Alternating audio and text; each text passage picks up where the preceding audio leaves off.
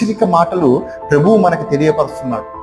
క్రీస్తు రెండో రాకడలోపు మనం సిద్ధపడకపోతే మన ఆత్మలను మనం రక్షించుకోలేము కదా సార్. అక్కడికి వెళ్ళిపోతే మనకి నిత్యమండిగా అవకాశం లేదు, తప్పించుకునే అవకాశం. ధనవంతుడు ఎంత బాధపడుతున్నాడు, ఇప్పటికి స్టిల్ జరిగి కొన్ని వందల వేల సంవత్సరాలు అయిపోతుంది ధనవంతుడు అక్కడికి వెళ్ళిపోయి.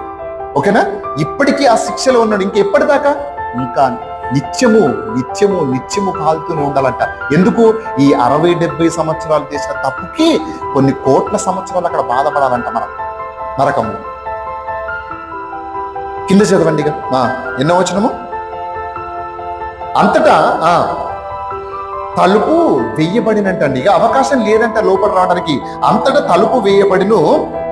ఆ తరువాత తక్కిన కన్యకలు వచ్చి, అయ్యా అయ్యా మాకు తలుపు తీయమని అడుగగా అతడు, మిమ్మును ఎరుగనని మీతో నిశ్చయంగా చెప్పుచున్నాను.